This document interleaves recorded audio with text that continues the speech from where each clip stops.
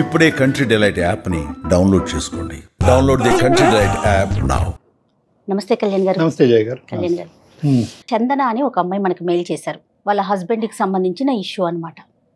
Husband issue అనగానే నేను కూడా ఫస్ట్లో ఇదేదో రెగ్యులర్గా మనం చూసే ప్రాబ్లం ఏమో అనుకున్నాం, వైఫ్ అండ్ హస్బెండ్ ఇష్యూస్ ఏమో అనుకున్నాను.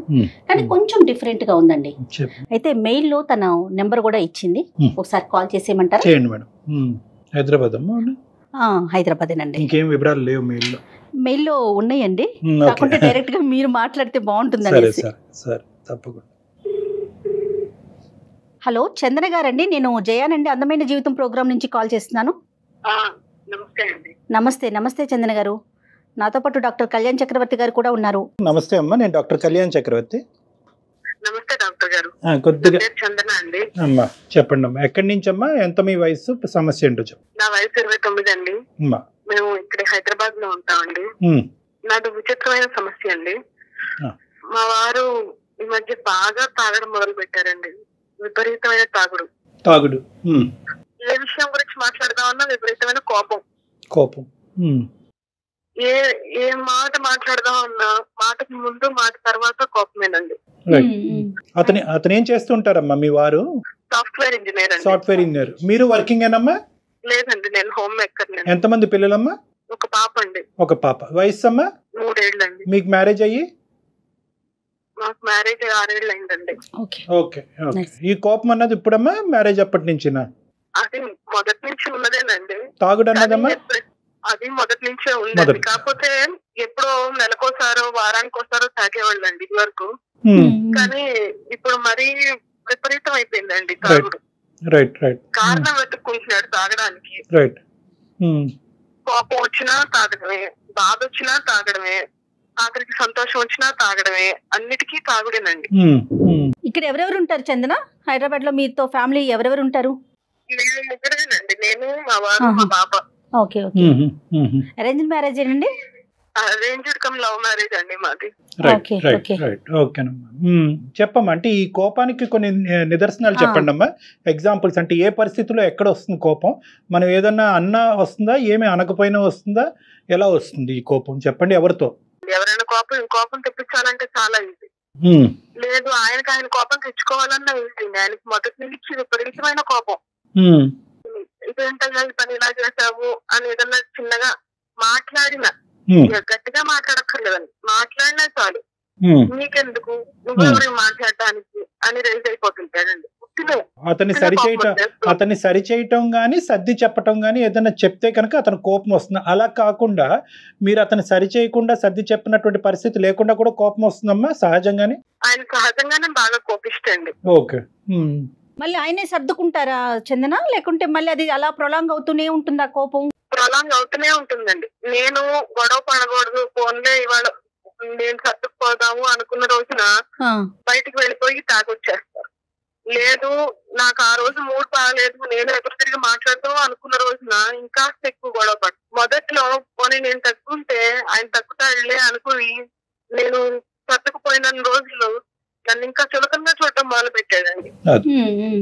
ఇది వరకు మాట అనుకుని అరుచుకునేవాళ్ళం, ఇప్పుడు చెయ్యి కూడా ఎత్తుతున్నాడండి నా మీద. పాప పెద్దదవుతోంది కదండి, అది అక్కడ ఉందని కూడా చూసుకోడండి. ఈ 6 ఏళ్లలో 10 ఉద్యోగాలు మారింటాడండి ఈ కోపంతో. 10 ఉద్యోగాలు? జాబ్ చేయడానికి తెలివి కూడా ఉంది, కానీ ఆ కోపంతో పోగొట్టుకుంటాడండి.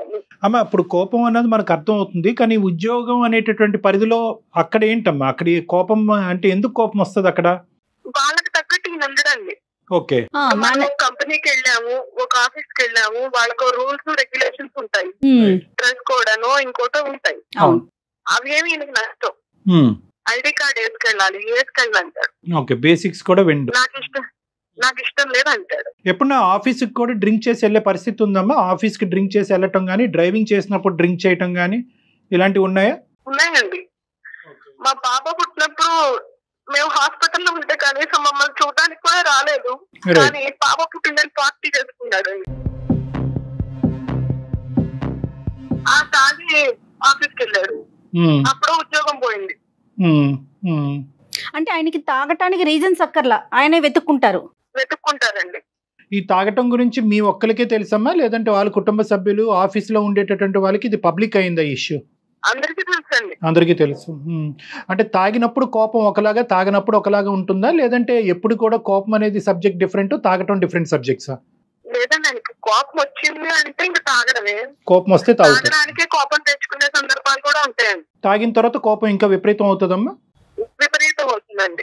ఇప్పుడు చేతుల వరకు వచ్చిందా వ్యవహారం? అవునండి, చెయ్యి ఎత్తడం వరకు కూడా వచ్చిందండి. అయ్యో, కొన్ని మధ్య మా పాప గురించి కూడా ఆలోచించాలి. అడ్డొచ్చింది, అడ్డొచ్చేసరికి దాని మీద అరిచాడండి. కాదు డాక్టర్ గారు, ఇప్పుడు ఇంట్లో అనుకోండి తనకు కోపం వచ్చినా చెల్లిద్ది, ఇంట్లో వాళ్ళు సర్దుకుంటారు, లేకుంటే ఛీ చావు అని చెప్పేసి వదిలేస్తారు. ఆఫీసుల్లో చెల్లదు కూడా, అక్కడ కూడా ఇలాంటి పెత్తనం చూపించేస్తా ఉంటారా? అంటే ఇది వ్యక్తిత్వ పరం. ఇప్పుడు అమ్మాయి చెప్పేటటువంటి దాంట్లో ఏంటంటే ఇక్కడ కోపము, తాగుడు అనేటటువంటిది బయటకు కనిపించేటటువంటి రెండు సబ్జెక్ట్స్ మాత్రమే. ఇవేంటంటే లోపల ఉండేటటువంటి వ్యక్తిత్వం గురించి మనం ఇక్కడ అర్థం చేసుకోవాలి. ఏంటంటే అహంకారి స్వభావం, నాకన్నీ తెలుసు, నేను ఎప్పుడూ టాప్లో ఉండాలి, నా మాట అందరూ వినాలి, నేను చెప్పినట్టు జరగాలి, నా వైపు వేలెత్తి ఎవరు చూపెట్టకూడదు, నేను వేలెత్తి చూపెడితే అవతల వాళ్ళు తూచా తప్పకుండా వెంటనే ఫాలో అయిపోవాలి. సో ఇది వ్యక్తిత్వపరమైనటువంటి లోపం, ఇది ఒక డిసార్డర్. మీరు చెప్పేటటువంటి అవకాశం లేదన్నారు, వాళ్ళ తల్లిదండ్రులు చెప్పే అవకాశం ఉందా? ఆఫీస్లో కానీ, ఎవరైనా పెద్దల ద్వారా కానీ, స్నేహితుల ద్వారా కానీ అతని ప్రవర్తనలో ఒక మార్పు తెప్పించే ప్రయత్నం ఎప్పుడన్నా జరిగిందా? ఎవరి మాట అన్నా అతను వింటాడా? కౌన్సిలింగ్ అనేటటువంటి ఆలోచన ఎప్పుడన్నా వచ్చిందా? వచ్చిందండి. కౌన్సిలింగ్ కి తీసుకెళ్దామంటే వాళ్ళేంటి నాకు చెప్పేది, అంటే అహంకారం, నాకు మీరు చెప్పేది ఏంటి, నాకు అన్ని తెలుసు, అవన్నీ ఉన్నాయా? ఉన్నాయండి. ఎవరైనా సరే ఈయనకంటే తక్కువే, వాడు నా రేంజ్ కాదు. ఎవరితో చుట్టుపక్కల నైబర్స్ తో కూడా ఎవరితోనూ మాట్లాడదు. రైట్. ఎవరితో మాట్లాడదామన్నా గొడవే. ఈ డబ్బులు ఖర్చు పెట్టడం, స్నేహితులతో బయటకు వెళ్ళటమా అనేటటువంటిది ఉందా, లేదంటే ఆ తాగేదేదో 4 గోళ్ల మధ్యనే తాగుతాడా? బయటికి వెళ్తారండి, ఫ్రెండ్స్ తోనే తాగుతారండి. కోపం అనే సబ్జెక్ట్ తీసేస్తే మిగతా ఏమైనా మంచి గుణాలు ఉన్నాయమ్మా? మాట్లాడుకునే తగ్గేటటువంటి గుణాలు ఏమైనా ఉన్నాయా? మొదట్లో బాగానే ఉండేవారండి, మేము ప్రేమించుకునే రోజు. మా వెనకాల బాగా తిరిగేవాడండి, రక్తంతో ఉత్తరాలు రాసేవాడు, గిఫ్ట్లు ఇచ్చేవాడు, చాలా ప్రేమగా ఉండేవారండి. పశ్చాత్తాపం ఎప్పుడున్నా ఉందమ్మా? చందన, సారీ నేను పొరపాటున కోపం వచ్చింది నాకు అనేటటువంటిది ఎప్పుడన్నా అలా ఉందమ్మా? ఎప్పుడన్నా పశ్చాత్తాపం, గిల్ట్ ఫీలింగ్, నేను డ్రింక్ ఆపేస్తాను, ఇంకెప్పటికీ కోపం రాకుండా చూసుకుంటాను అనే మాట ఎప్పుడన్నా వచ్చిందా? అది పెళ్లికి ముందు ఉండేదండి. పెళ్లికి ముందు బాగానే ప్రేమగానే ఉండేవారు. ఎప్పుడైనా నేను అలిగినా, కోపపడ్డా నా అలగ తీర్చడానికి అన్నట్టుగా మాట్లాడేవారు, ప్రేమగానే ఉండేవారు. ఒక్కోసారి ఆయన బాగా కోపం తెచ్చేసుకుని అలిగి 3 రోజులు 4 రోజులు మాట్లాడకుండా ఉండేవాడు. అప్పుడు నేను ప్రేమలో ఉండి బాగా క్రేజీగా ఫీల్ అయ్యేదాన్ని విషయాలు. అమ్మాయికి అయితే హింట్ అయితే పెళ్లికి ముందే ఉంది. రైట్ అమ్మా, మీ పెద్దవాళ్ళకి తెలుసమ్మా ఇతనికి ఇలాంటి అలవాటు ఉందన్నది? పెళ్లికి ముందు తెలియదండి, పెళ్ళయ్యాక అందరికీ తెలుసండి. ఇప్పటికైనా చెప్పుకున్నారా మీ వాళ్ళకి మీరు ఈ కష్టాల్లో ఉన్నారని? తెలుసండి, అందరికీ తెలుసు. మీ అత్తగారు, మామగారికి కూడా తెలుసండి. వాళ్ళే ఇంట్లో ఉండలేక విడిగా ఉంటున్నారండి. ఇతనితో మీరు ఎప్పుడైనా డిస్కస్ చేశారా చందన? నువ్వు ఇలా కోపంగా బిహేవ్ చేస్తున్నావు, నాకు చాలా ఇబ్బందిగా ఉంది, మనకు ఒక పాప కూడా వచ్చింది, ఇట్లయితే ఎట్లా అట్లా ఏదైనా ఓపెన్ గా మీరు మాట్లాడే అవకాశం అసలు అతను ఇచ్చాడా మీకు? ఇస్తారండి. ఎప్పుడైనా మూడు బాగున్నప్పుడు బాగానే మాట్లాడతారు, కానీ చిక్కినట్టే చిక్కి జారిపోతుంటారండి. విన్నట్టే ఉంటారు, ఆయన చేయాలనుకున్నది చేసేస్తారు. ఈ డ్రింకింగ్ ప్యాటర్న్ అనేటటువంటిది అమ్మ, ఎందుకంటే ఇప్పుడు ఈ రెండిట్లకి ఒకదానికొకటమ్మ. కోపం వస్తే తాగుతాడు, తాగితే కోపం వస్తుంది. సో ఇది ఒక విషస్ సైకిల్, ఇది ఒక పద్మవ్యూహం. దీన్ని ఎలా కట్ చేసి అతన్ని బయట వేయాలి అన్నది మనం ఆలోచించుకోవాలి. కొన్ని ఇంపార్టెంట్ ప్రశ్నలు, పగలు కూడా తాగుతాడమ్మా, నిద్ర లెగిస్తూనే తాగుతాడా? అటువంటి పరిస్థితిని మీరు ఎప్పుడన్నా చూసారా? ఎప్పుడన్నా తాగి పడిపోవటం అన్నది చూసారా? ఇంట్లో తాగరండి, ఇంట్లో మటుకు సిగరెట్లు ఎంతసేపు. నాకు కాస్త పూజ పురస్కారం అది చేసుకుంటానండి నేను. ఓకే చందన, నేనేమో అగరబత్తిని వెలిగించుకుని ఆగోపం పిలుద్దామంటే సిగరెట్లు వెలిగించి ఆగోపం నాకు ఇస్తూ ఉంటాడు. అయ్యో, ఆ విషయం గొడవ పడితే దానికి వెళ్ళి తాగుతాడండి. తాగొచ్చి మళ్ళీ గొడవ పడతాడండి. మళ్ళీ గొడవ పడతాడు. ఆయన గొడవ ఈజ్ ఈక్వల్ టు తాగటం, ఈ రెండు పక్క పక్కనే పెట్టుకున్నారు. అమ్మ ఇప్పుడు చందన, మీరు ఏమనుకుని మాకు కాల్ చేశారమ్మా? అంటే ఏంటి మీ ఉద్దేశం ఏంటంటే, ఈరోజు మీరు ఈమెయిల్ పంపించడానికి ప్రధానమైన ఉద్దేశం ఏంటంటే, అంటే ఎవరికి వాళ్ళు ఇక్కడ తుడిచిపెట్టి పక్క పెట్టేటటువంటి వాళ్ళందరూ తప్పించుకున్నారు, వాళ్ళ పేరెంట్స్ తప్పించుకున్నారు, మరి అన్న చెల్లెలు అక్క తమ్ముళ్ళు ఎవరైనా ఉంటే వాళ్ళు కూడా దూరంగా ఉన్నారు, భార్య కాబట్టి మీకు దిక్కులేదు, పిల్లలుగానే ఉన్నారు కాబట్టి మీరు అలా కాంప్రమైజ్ అయ్యి ఉంటున్నారా? మీ ఆలోచన ఏంటమ్మా? ఎందుకు ప్రధానంగా మాకు ఈమెయిల్ చేశారు ఈరోజు? మొన్న ఈ మధ్య అండి బాగా తాగొచ్చి నా మీద చెయ్యెత్తపోతే పాప అడ్డం వచ్చిందండి. అయ్యో. దాని మీద అరిచేదండి. పాపది చిన్న పిల్లగా నేను చెంటది దంగ పెట్టుకుని జ్వరం వచ్చేసిందండి. అయ్యో అయ్యో.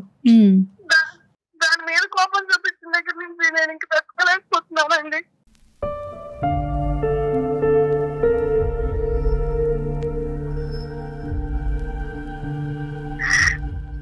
ఇన్నాళ్ళు నేనంటే పడ్డాను కదండి, పాప కూడా ఎక్కడ ఇబ్బంది పెట్టండి.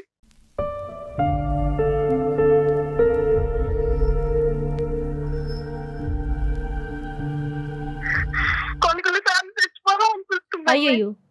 అది చందన అలా కదమ్మా, ఇక్కడ ఏంటంటే మీకంటూ ఇంకొక బాధ్యత కూడా ఉంది, పాప రూపాన ఒక బాధ్యత ఉంది. అన్నిటికంటే ఇక్కడ ఒక ట్విస్ట్ కానీ లేదంటే ఒక కీలకమైన అంశం ఏదైనా ఉందంటే మీ జీవితంలో, కోపడినటువంటి వ్యక్తికి తన కోపం వల్ల తాగటం వల్ల జరిగేటటువంటి నష్టం 1% కూడా అవగాహన లేకపోవటం అన్నది ఇక్కడ ముఖ్యంగా మీరు బాధపడే అంశం. కోపం, తాగటం ప్రత్యేకంగా మగవాళ్ళలో ఒక సహజమైన సబ్జెక్ట్ ఈ రోజుల్లో. అంటే మీ సమస్యని నేను చిన్నగా చూస్తున్నాననే ఉద్దేశం కాదు, కానీ చాలా సహజమైన సబ్జెక్ట్. కానీ ఇక్కడ ఎక్కడా కూడా అతను ఆలోచించట్లేదు, దీనివల్ల జరిగేటటువంటి పరిణామాల గురించి అతను ఆలోచించట్లేదు, వేరే వాళ్ళు చెప్పినా కూడా వినట్లేదు. అది ఇక్కడ దురదృష్టకరమైన పరిస్థితి. 10 ఉద్యోగాల దాకా మారారంటున్నారు, మధ్యలో గ్యాప్ వచ్చి ఉంటుంది కదా, ఫైనాన్షియల్ గా ఇబ్బందులు ఇలాంటివి ఫేస్ చేసినా కూడా ఏం పట్టించుకోరంటారా ఇలాంటి క్యారెక్టర్? ఏ చందన? ఆర్థికంగా వాళ్ళకి కొంత ఆస్తులు అవి ఉన్నాయండి, అలా అలా మెట్టుకొస్తున్నాం, కానీ ఎదుగు పొదుగు లేదండి. ఏమాత్రం అంటే తింటే కరిగిపోతాయి. అరే ఆ ఉద్యోగం పోయింది కాబట్టి అది నా కారణం అనేటటువంటి అవగాహన అతనికి ఉందమ్మా, లేదంటే వాళ్ళకి నన్ను ఉంచుకోవటం చేతకాక నన్ను తీసారంటాడా? అదేనండి, ఆ ఉద్యోగం పోయిన రోజున డైరెక్ట్ గా ఇంటికి రాడండి, బయటికి వెళ్ళిపోయి తాగేసి అప్పుడు వచ్చి చెప్తాడండి, వాళ్ళని తీసేశారు, చేతగాని వెదవలు, వాళ్ళకి పని చేయించుకోవడం చేత కాదు, వాళ్ళకే పని చేత కాదు. అదేనమ్మా చంద్ర, ఇక్కడ దురదృష్టం ఏంటంటే చచ్చిపోవాలి చనిపోవాలనే ఆలోచన దయచేసి తీసి పక్కన పెట్టేయండి. సింపుల్గా నేను ఒక మాట చెప్తాను, అంటే ఇది నా స్థానంలో కూర్చున్నటువంటి వ్యక్తికి సింపుల్ ఏమో, అనుభవించేటటువంటి మీకు చాలా కష్టం. మీ యొక్క సమస్యకి మా అందమైన జీవితం తరపున పూర్తి స్థాయి సానుభూతి అన్నది ఉంది, ఎటువంటి సహాయం అన్నా మేము చేయడానికి రెడీగానే ఉన్నాం. మీ వరకు కూడా నేను చెప్పేది ఏంటంటే, ఇక్కడ ద డెసిషన్ ఈజ్ యువర్స్. చావు తప్ప మీరు ఏ డెసిషన్ అన్నా తీసుకోండి. ఉండాలనుకుంటున్నారా, మనిషి మారటానికి అవకాశం ఉందా లేదా, మార్పు రాకపోతే కనుక ఉండండి, లేదంటే బయటపడండి. సో నేను అనేది ఏంటంటే, చావు అనే సబ్జెక్ట్ తీసేస్తే మనం మిగతా ఆప్షన్స్ మాట్లాడుకోవడానికి అవకాశం ఉంటుంది. మీ బిడ్డ గురించి మీరు బతకాలి, మిమ్మల్ని కన్నా మీ అమ్మ నాన్న గురించి మీరు బతకాలి. So kindly delete that word. ఇప్పుడు ఏం చేయాలి? ఇక్కడున్న పెద్ద టర్నింగ్ పాయింట్ అండ్ ట్విస్ట్ ఏంటంటే కనుక, ఈ మనిషికి 0.5% కూడా అతను తప్పు చేస్తున్నాడు, తప్పుగా వ్యవహరిస్తున్నాడు, ప్రవర్తిస్తున్నాడు అనేటటువంటి అవగాహన లేకపోవటం అనేటటువంటిది ఇక్కడ ప్రత్యేకం. 90% సమస్యలు ఇక్కడే వస్తాయి. అవగాహన ఉంటే ఏం ప్రాబ్లం లేదు, మీరు చేయి పట్టుకుంటారు, అతను మీ చేయి పట్టుకుంటారు, ఏదో ఒక చోటకి వెళ్తారు, ఎవరి చేతో కౌన్సిలింగ్ చేయించుకుంటారు, డాక్టర్లే అక్కర్లేదు, మీ ఇంట్లో పెద్దవాళ్ళే కౌన్సిలింగ్ చేసి అతను బయటకు వేస్తారు. ఎందుకంటే అరే నీకు బరువు బాధ్యతలు తెలియవా, నీకు బాధ్యతలు తెలియనప్పుడు నువ్వు ఎందుకురా పెళ్లి చేసుకున్నావు, ఇల్లు గొల్ల చేస్తున్నావు, డబ్బులు ఖర్చు పెడుతున్నావు, సమాజంలో మర్యాద పోగొట్టుకుంటున్నావు, భార్యగా ఇలువ లేవు అనేటటువంటి ఈ పదాలు ఎవరు వాడినా కూడా ఆటోమేటిక్గా అక్కడ కౌన్సిలింగ్ జరిగినట్టే మనిషిలో ఎంతో కొంత మార్పు వస్తుంది. సో ఇక్కడ పెద్దవాళ్ళు అనేటటువంటి వాళ్ళు ఎప్పుడో ఇందులోంచి బయటకు వెళ్ళిపోయారు అన్నట్టు నాకు అనిపిస్తుంది ఆవిడ మాట. ఈవిడ ఒంటరి పోరాటం చేస్తుంది ఆవిడ. సో ఈరోజు ఆ మనిషిని మా దగ్గర తీసుకురావడానికి ప్రయత్నం చేసినా కూడా అది ఉపయోగపడలేదని అంటున్నారు కదా చందన గారు? అది కూడా ఒక గొడవేనండి. నేను ప్రయత్నించి చూసానండి, మా అమ్మ వాళ్ళకి మా నాన్నగారు అన్నయ్య వచ్చి ఒకసారి మాట్లాడిపోతే, మీరెవరు మాట్లాడడానికి, మీరెందుకు కల్పించుకుంటున్నారు, అసలు నువ్వెందుకు చెప్పావు వాళ్ళకి అని అది ఇంకో గొడవ. ఆఫీస్ బయట కోపగించుకోవటం, బయటకు వెళ్ళి తాగటం అనే అంశాల గురించి మనం మాట్లాడుకుందాం. అది మీ పరిధిలో లేనటువంటి అంశం. మీకు సంబంధించిన అంశం ఏదైనా ఉందా? అతను ప్రత్యేకంగా మీరు స్లోగా చేస్తారనో, కరెక్ట్గా చేయరనో, నీట్గా ఉంచరనో, పాపం సరిగ్గా చూసుకోరనో, ఇలాంటి ఏమైనా కరెక్టబుల్ సబ్జెక్ట్స్ అంటే మార్పు తీసుకురాగలిగేటటువంటి సబ్జెక్ట్స్ ఏమన్నా మీలో ఉన్నాయా? అవేమన్నా మీరు ఆ ప్రయత్నం ఏదన్నా చేస్తే కనుక మనిషి ఏమన్నా కొంతవరకు చల్లబడేదానికి అవకాశం ఉందా? అన్ని రకాలుగా ప్రయత్నం చూశానండి. అన్ని రకాలుగా చేసిన తర్వాత నా వల్ల అయితే డివోర్స్ తీసేసుకుందాం అనే ఆలోచన వచ్చింది. మళ్ళీ పాప న్యాచురల్గా మెయిన్ అదే కదా ఇష్యూ. పాప గురించి మీరు ఉన్నారు. పాపం తను ఎటు డిసైడ్ చేసుకోలేకపోతున్నారు. చదువుకున్నారా చందన? మీరు ఎంతవరకు చదువుకున్నారు? నేను ఎంఎస్సీ చదివానండి. ఏంటండి అసలు ఈ సమస్యకి అసలు పరిష్కారం అంటే మనం ఏం మాట్లాడుకోవాలి కళ్యాణ్ గారు? అందరికీ స్ట్రైట్ ఫార్వర్డ్ గా మనం సమాధానం ఎలాగైతే అందమాని జీవితం ప్లాట్ఫామ్ ద్వారా చెప్తున్నామో ఇదంతా స్ట్రైట్ ఫార్వర్డ్ ఇష్యూ కాదమ్మా. నాకేమీ తెలియని వాడు కన్నా చెప్పొచ్చు, నాకు అన్ని తెలిసిన వాడి కన్నా చెప్పొచ్చు. మధ్యస్థం ఉండి తెలిసి తెలియనటువంటి వాళ్ళకి, కానీ అహంకారంతో రగిలిపోతున్నటువంటి వాళ్ళకి మనం ఏం చెప్పలేం. ఇది అహంకారం. దీన్నే మనం ఏమంటాం అంటే గ్రాండియోసిటీ అని అంటూ ఉంటాం. నాకు అన్ని తెలుసు, నాకెవరు చెప్పక్కర్లేదు. కాన్సిక్వెన్స్ ఇక్కడ చూడండి, ఇక్కడ ఆవిడ బాధపడుతుంది, కన్నట్టుంటే ఆ చంటి పిల్ల బాధపడుతుంది, ఆర్థికంగా ముందుకెళ్ళకపోతున్నారు, 10 ఉద్యోగాలు మారినాయి, లోపల శరీరం ఎంతో హోనమైందో ఆ సబ్జెక్ట్ గురించి మనం మాట్లాడలేదు. సో ఇన్ని పరిణామాలు ఉన్నా కూడా ఆ మనిషి అలా ముందుకెళ్ళిపోయేటటువంటి తత్వం చూడండి, అది వ్యక్తిత్వపరమైన లోపం. అందుగురించి దురదృష్టం మనం చందన గారికి ఒక స్ట్రైట్ ఫార్వర్డ్ రెస్పాన్స్ అనేది మనం ఇవ్వలేకపోతున్నాం. కానీ మీరు చెప్పేటటువంటి మాట నెగ్గలేకపోతున్నాం కాబట్టి బయటికి వెళ్ళి కౌన్సిలింగ్ చేయాలి అనేటటువంటి అంశాన్ని సహజంగా మేము సజెస్ట్ చేస్తాం. అది మీరు ఇప్పటివరకు ఎంత ప్రయత్నం చేసినా ఇంకొక మెట్టు ఎక్కి చేయండి అని అంటున్నాం. ఇది ఎందుకు అంటామంటే కనుక ఇలాంటి వ్యక్తుల్ని మా లాంటి వాళ్ళ దగ్గరికి తీసుకొచ్చి లేదంటే ఇంకో కౌన్సిలింగ్ సెంటర్ కన్నా తీసుకెళ్ళి ఆ తాగుడికి ఏదైనా విరుగుడుగా మందు ఏదైనా వాడాలి అంటే కనుక నీకు ప్రాబ్లం ఉంది కాబట్టి మాతో పాటు రా అంటే వీళ్ళు సచ్చినా రారు. ఎందుకంటే నీకు నీ వల్ల నీ యొక్క వ్యవహారం వల్లే ఇలా అయింది అనేటటువంటి బ్లేమింగ్ యాటిట్యూడ్ ప్రధానమైనటువంటి అంశం చందన గారు వీళ్ళకి నచ్చదు. అలాంటి పరిస్థితుల్లో ఏంటంటే ఎలాగైతే మీకు ఒక కడుపు నొప్పి, ఒక కాలు నొప్పి, ఒక తలనొప్పి వస్తే కనుక మీతో పాటు ఒక హాస్పిటల్కి అతను వస్తాడు అని నేను అనుకుంటున్నాను. లేదంటే పాపకి ఏదన్నా సమస్య వస్తే కనుక వస్తాడో, అలాగా మీకో ఆ బిడ్డకో ఏదో సమస్య వచ్చినట్టుగా ఒక పరిగణలోకి తీసుకొచ్చి మాలాంటి వాళ్ళు తలుపులు తడితే కనుక అప్పుడు ఆటోమేటిక్గా ఏంటమ్మా నీ సమస్య అని మేము విడమర్చడానికి ప్రయత్నం చేస్తే దానికి మూలమైనటువంటి కారణం ఇది అన్నట్టుగా మీరు చెప్తే స్లోగా ఆ కౌన్సిలింగ్ కాస్త అతని వైపు టెక్నికల్గా డైవర్ట్ చేయడానికి అవుతుంది. ఇది ఎండ్ రిజల్ట్. అంటే నేను ఏమంటున్నానంటే ఒక డాక్టర్ చేసేటటువంటి వ్యవహారం ఒక సైంటిఫిక్ వ్యవహారంకి తీసుకురాగలిగేటటువంటి ఒక ఇండైరెక్ట్ మార్గం. ఎందుకంటే డైరెక్ట్గా నువ్వు రా అంటే రాడు కాబట్టి మీరు కొంచెం ప్లాన్డ్గా కొంచెం ఆలోచించి డాక్టర్ గారి దాకా తీసుకురావాలి. కొంతవరకు అంటే ఏంటి లేదమ్మా, సమస్య నీ నెత్తి మీద వేసుకోవాలి. నిజంగా అది వాస్తవమే. ఇప్పుడు మీరు కూడా డిప్రెషన్లో ఉన్నారు, మీకు తలనొప్పి వస్తుంది, మీకు నిద్ర పట్టట్లేదు, మీకు ఫ్యూచర్ గురించి ఒక కన్ఫ్యూజన్, ఈ వీటన్నిటికి సంబంధించి ఒక శారీరకంగా మీ మీద ఒక ప్రభావం పడుతుంది. కాబట్టి ఆ శారీరకమైనటువంటి కారణం చూపెడుతూ అతన్ని మా దగ్గర తీసుకొచ్చేటటువంటి ప్రయత్నం చేస్తే చాలా సందర్భాల్లో 90% ఆఫ్ ద కేసెస్లో మేము చేసేది ఇదే ఇటువంటి వ్యక్తులతో. ఎందుకంటే ఇటువంటి వ్యక్తులు మీ భర్త లాంటి వ్యక్తులు పరిగెట్టుకుని వచ్చి డాక్టర్ గారు నాకు తాగుడు మానిపించండి, నా కోపాన్ని తగ్గించండి అని అనరు. వాళ్ళు ఏంటంటే బండి తోసి ఒక 20-30 సంవత్సరాల తర్వాత మా తలుపు తడతారు. ఈ లోపల మీ వయసు అయిపోతుంది, మీ భవిష్యత్తు చెడిపోతుంది. కాబట్టి ఈ ప్రయత్నం ఒకటి చేయడానికి ఆలోచన. రెండో అంశం ఏంటంటేనమ్మా నేను చెప్పేది, బహుశా ఈ కోపం అనేటటువంటిది 6 సంవత్సరాల పాటు మనం ఒక స్పెక్ట్రమ్ కింద చూసుకుంటే అన్ని సందర్భాల్లో ఇలా ఉండదు. ఈ మధ్యలో మీకు బహుశా ఒక మధుర క్షణాలు కానీ, ఒక మధుర గడియాలు కానీ, ఒక మంచి ఆహ్లాదకరమైనటువంటి వాతావరణం కానీ, ఒక ఊరు ఒక ప్రయాణం చేసినప్పుడు కానీ ఏదో ఒక పాయింట్లో ఒక మంచితనంతో ఆ వ్యక్తిని కనిపిస్తూ ఉంటారు, నవ్వుతూ కనిపిస్తూ ఉంటారు. యూజువల్గా మనం కోపం వచ్చేటటువంటి వ్యక్తిని ఏంటంటే ఆ కోపం ఉండేటటువంటి సందర్భంలోనే మనం డీల్ చేయడానికి ట్రై చేస్తాం. వాళ్ళ కోపం 2 రెట్లు ఎక్కువ అవుతుంది, లేదంటే తాగొచ్చి ఆ కోపాన్ని 2 రెట్లు పెంచుకుంటారు. ఈ ప్యాచ్ వర్క్ ఉంది చూడండి, ఈ మధ్యలో ఉండేటటువంటి సందర్భాల్లో ఆ సందర్భాల్లో ఏమన్నా ఆ మనిషితో మాట్లాడి అడ్రస్ చేయడానికి ఏమైనా ప్రయత్నం చేయండి. ఆ టైంలో జరిగినటువంటి నష్టాల గురించి మాట్లాడండి, పిల్ల మీద ఎటువంటి ప్రభావం పడుతుంది అనేటటువంటిది మాట్లాడండి.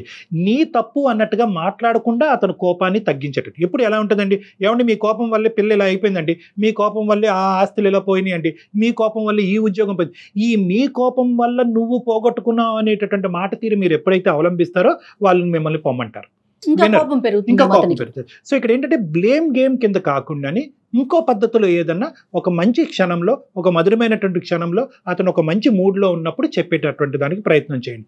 అది ఎలా చెప్పాలి డాక్టర్ గారు అని మీరు నన్ను అడగచ్చు. చాలామంది ఆడవాళ్ళు అడుగుతూ ఉంటారు, ఎలా చెప్పాలి, అలాగా అతన్ని కించపరచకుండా, అతన్ని బ్లేమ్ చేయకుండా ఎలా చెప్పాలి అంటే కనుక అంటే ఎప్పుడు కూడా గెయిన్ ఫాలోడ్ బై లాస్ అంటూ ఉంటాం. ఇలాంటి వ్యక్తులతో మాట్లాడేటప్పుడు వాళ్ళు ఏం గెయిన్ చేశారు అనేది మనం మాట్లాడుతూ ఉండాలి. ఏమండి, మీరు సిన్సియర్గా ఉంటారు, ఆనెస్ట్గా ఉంటారు, ఒక అబద్ధం ఆడరు మీకు. సో అతనిలో ఉండే కొన్ని గుడ్ క్వాలిటీస్ మాట్లాడుతూ ఈ ఒక్క క్వాలిటీ కూడా మార్చుకుంటే కనుక మన కుటుంబం ఎంత బాగుంటుందండి, ఎంత హ్యాపీగా ఉంటుంది. ఎప్పుడు కూడా బ్లేమ్ గేమ్ అనేటువంటిది నచ్చదు. నష్టాల నుంచి మొదలుపెట్టి ఇవన్నీ మార్చుకుంటే మా జీవితం నష్టం పోయాము, మీరు ఇలా చేసేసారు, అలా చేసేసారంటే కనుక వీళ్ళు వినేటటువంటి ఓపిక ఆలోచన ఉండదు. సో ఎప్పుడు కూడా ఒక గెయిన్ గురించి మాట్లాడండి, ఒక పాజిటివ్ ఆస్పెక్ట్ గురించి మాట్లాడండి. ఇందాక కూడా నేను అడిగాను, ఏమన్నా ఉన్నాయమ్మా ఇంకా ఏమైనా మంచి లక్షణాలు అంటే కనుక మీరు కూడా ఆలోచించలేకపోతున్నారు. ఆ మనిషిలో ఏదో ఒక మంచి లక్షణం కనిపించవచ్చు, దానివైపు ఆలోచించడానికి ప్రయత్నం చేసి అది అతను ముందుంచి నిదానంగా చెప్పేటటువంటి ప్రయత్నం చేయండి. మూడో అంశం, దయచేసి ఏంటంటే ఇలాంటి వ్యక్తులకి పంచాయతీలు నచ్చవు. నన్ను చిన్నగా చూస్తుంది అనేటటువంటి ఆస్పెక్ట్ ఈ వ్యక్తులకి నచ్చదు. సో ఏంటంటే సహజంగా అది కామన్, అన్ని ఇళ్లలో ఏమవుతుందంటే తాగి అరిచి కొట్టి తిట్టేటటువంటి మగాడికి కానీ బుద్ధి చెప్పాలి అంటే కనుక వాళ్ళని పిలవండి, వీళ్ళని పిలవండి అని పంచాయతీలు పెడతా ఉంటారు. ఎప్పుడైతే పంచాయతీలు పెడతారో ఆ మనిషి యొక్క ఈగో కాస్త బ్రేక్ డౌన్ అయిపోతుంది, వ్యక్తిత్వం విరిగిపోతుంది, నా పరువు పోయిందని అంటాడు. ఇదిగో ఇప్పుడు వరకు ఇంతే చూపెట్టాను కదా, ఇక ముందు నుంచి నీకు ఇంత చూపెడతానని చెప్పి ఇంకా రచ్చ అనేటటువంటిది ఇంట్లో పెరుగుతుంది. సో అది చేసేటటువంటి ప్రయత్నం చేయకండి. అంటే మీ ఇష్యూలో it is between the 4 walls. So ఈ విధంగా ఏమన్నా ఒక అవకాశం ఉందేమో ట్రై చేయండి చందన గారు. దానికి మించి ఏమన్నా మీకు సమస్యకి పరిష్కారం దొరకకపోతే ఖచ్చితంగా మమ్మల్ని కాంటాక్ట్ అవ్వండి. అప్పుడు ఆ సమయం సందర్భాన్ని బట్టి ఒక సూచన ఇవ్వటం జరుగుతుంది. ఒకసారి డాక్టర్ గారి దగ్గరికి ఇప్పుడు ముందుగా చెప్పినట్టుగా ఏదన్నా ముందుగా ఎవరికైనా హెల్త్ బాగోలేదనో ప్లాన్డ్గా తీసుకొచ్చే ప్రయత్నం అయితే ఒకటి ఫస్ట్ చేయటం బాగుంటుందేమో చందన.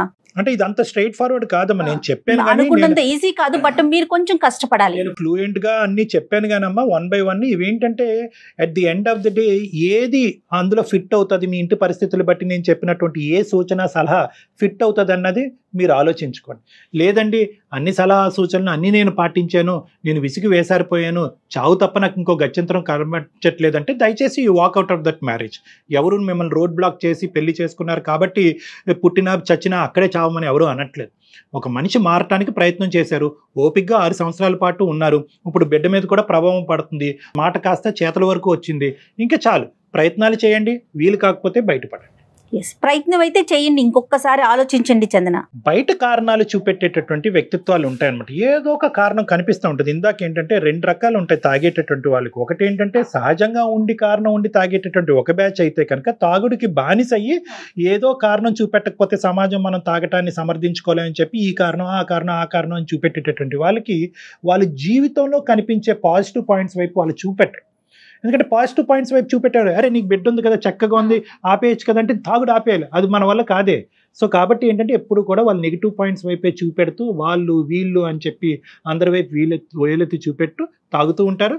వాళ్ళ జీవితంలో పిల్లలు ఇవి అనేటటువంటి ఎక్కువ ప్రభావం చూపెట్టుదాం. చందన విన్నారు కదా చందన? ఎస్, డాక్టర్ గారు చెప్పినట్లుగా కొంచెం ఇవన్నీ మనం చెప్పటం చాలా సింపుల్గా అనిపించవచ్చు, మీరు పాటించడం కష్టమే, బట్ మీ కాపురాన్ని నిలబెట్టుకోవాలంటే తప్పదండి. కొంచెం ఓపికగా 1 by 1 step by step try చేస్తూ చూడండి. మీకు ఇంకా పర్సనల్గా మాట్లాడాలని ఉంటే నేను నెంబర్ కూడా మీకు ఫార్వర్డ్ చేస్తాను. మీ నెంబర్ నా దగ్గర ఉంది కదా, ఒకసారి డాక్టర్ గారిని కూడా మీరు కన్సల్ట్ చేయొచ్చు. రైట్, కానీ ధైర్యంగా ఉండండి చందన, ధైర్యాన్ని మాత్రం కోల్పోవద్దు. మీ ఫ్యామిలీ సపోర్ట్ కూడా తీసుకుని వాళ్ళతో మాట్లాడుతూ వాళ్ళకి దగ్గరగా ఉండటానికి కూడా ప్రయత్నం చేయండి అమ్మా. ఎందుకంటే ఇలా అయితే నిరాశ పడిపోయి నీరసించిపోతారు. సో ఫ్యామిలీతో కాంటాక్ట్ మెయింటైన్ చేయటము, మీకంటూ ఒక నావిగేషన్ పెట్టుకోవటం, ఒక జాబ్ చేయటము, పాపతో పాటు టైం స్పెండ్ చేయటము, ఏదన్నా మీరు మాస్టర్స్ చేశానని అంటున్నారు, మీరు ఎడ్యుకేటెడ్ పర్సనే, మీకంటూ ఒక ఉద్యోగం చూసుకోవటం, సో మీ లైఫ్ అంటూ కూడా ఒక ప్రయాణం మొదలు పెట్టాలేమో అనేటటువంటిది కూడా గుర్తుపెట్టుకోండి. మీకు ఒక సోషల్ లైఫ్ ఉండాలి, ఒక సామాజిక పరమైనటువంటిది ఒక కెరియర్ అనేటటువంటిది ఉండాలి. ఇవన్నీ కూడా బిల్డప్ చేసుకుని మీ కాళ్ళ మీద మీరు నిలబడే ప్రయత్నం కూడా చేస్తారు. టోటల్ గా ఆయనే కనిపిస్తున్నారు. సో కొంచెం దాని నుంచి మీరు బయటకు వచ్చే ప్రయత్నం చేస్తే కొంచెం ఏదైనా బెటర్ ఉంటుందేమో. ఓకే చందన? ఓకేనమ్మా, right Chandana, all the best అండి. థ్యాంక్ యూ, నమస్తే. జనరల్ గా చూస్తూ ఉంటారా కళ్యాణ్ గారు ఇలాంటి కేసెస్ ఎక్కువేనండి? వెరీ కామన్ అమ్మా. కానీ ఈ అవునండి. అమ్మాయి దురదృష్టం ఏంటంటే పాపం చాలా ఓపిక్ గా పోరాడింది. అంటే మనం వన్ సైడ్ ఆఫ్ ది వర్జనే విన్నాము. అవునవును. అతనితో మాట్లాడితే బహుశా ఈ అమ్మాయి గురించి ఏం చెప్తాడో మనకు తెలియదు, కానీ అది వేరే అయితే బట్ ఇంట బయట కూడా అలానే ఉన్నాడు కదా క్యారెక్టర్ చూస్తుంటే మనం. మల్టిపుల్ ఎగ్జాంపుల్స్ కనిపిస్తున్నాయి. చాలా సహజమైనటువంటి ప్రాబ్లమే. ఇందాక నేను ఒక పాయింట్ చెప్పాను చూడండి, నాకు సమస్య ఉన్న అది అని అనిపించే వాడి దగ్గర ఇది అసలు సమస్యే కాదమ్మా. నాకు లేదు సమాజంలోనే సమస్య ఉంది అని అనుకునేవాడు మిగతా వాళ్ళందరినీ కూడా తిప్పుతూ ఉంటారు, ఇబ్బంది పెడుతూనే ఉంటారు. ఇష్టమైన పరిస్థితి అదనమాట. Right. Thank you. Thank you Kalyan గారు. నమస్తే.